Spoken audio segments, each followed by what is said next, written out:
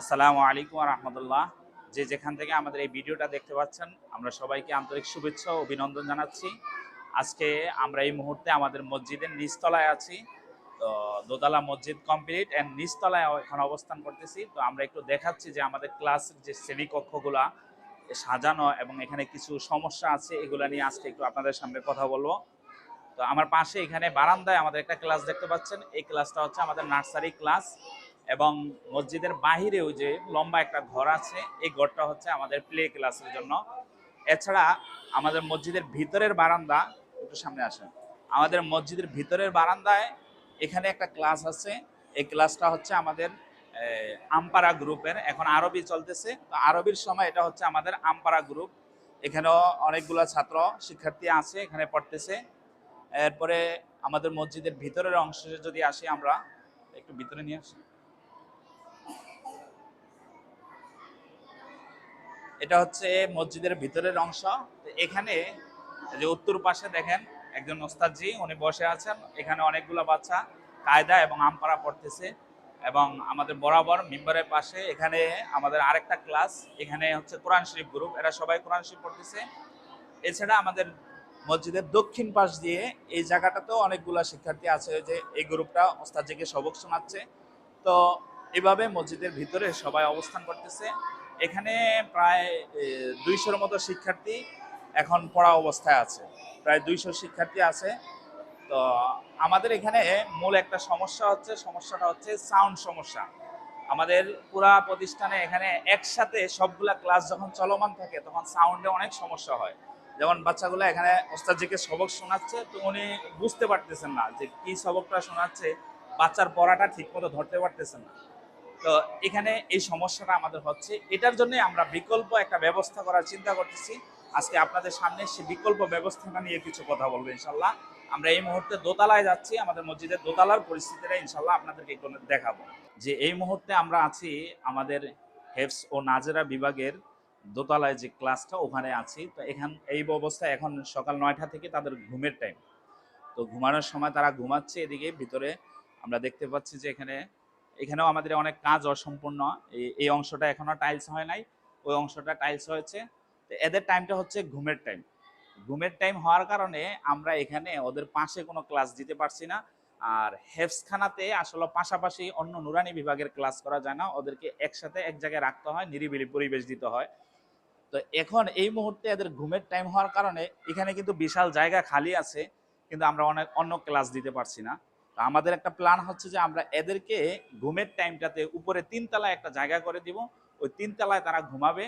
আর এখানে আমরা 2টা বা 3টা নুরানি থেকে নিচতলা মসজিদের ভিতরের অংশে যে আওয়াজের সমস্যাটা, এটার কারণে আমরা চিন্তা করতেছি যে ওখান থেকে এখানে আইনা ক্লাসগুলা এই 9টা থেকে 1টা পর্যন্ত এখানে ক্লাস করবে। আর এই টাইমটা ওরা 3তলায় ঘুমাবে এবং পড়ার সময় হচ্ছে তাদের 12টার পর থেকে। তো 12টা থেকে 1টা পর্যন্ত তারা 3তলায় পড়বে। আমরা এই মুহূর্তে আমাদের 3তলায় কাজের যে পরিস্থিতি ওগুলো একটু দেখাচ্ছি আপনাদেরকে। চলেন আমরা 3তলায় যাই।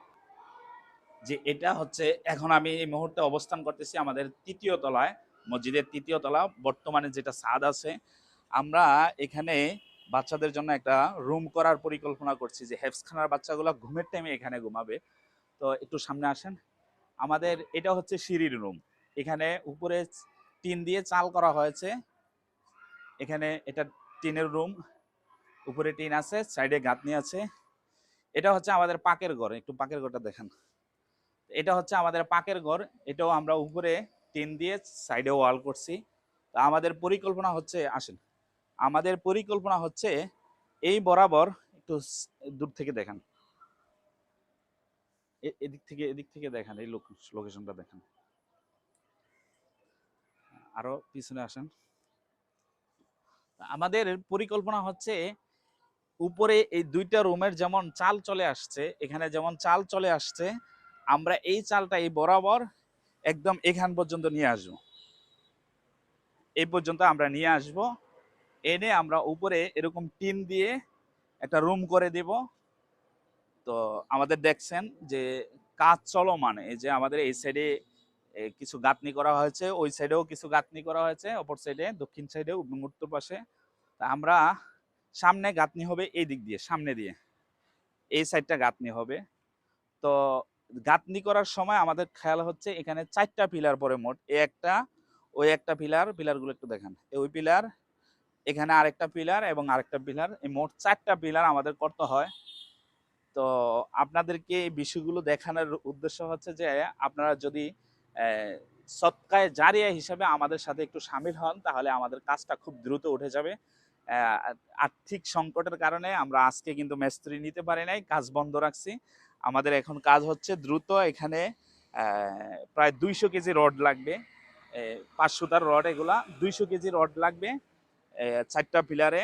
আমাদের রিং আছে, রিং এর রড ওই জায়গায় স্টক আছে, আমাদের আগের কাজের জন্য যেগুলো রিং বানানো হয়েছে, রিংগুলো অতিরিক্ত আছে।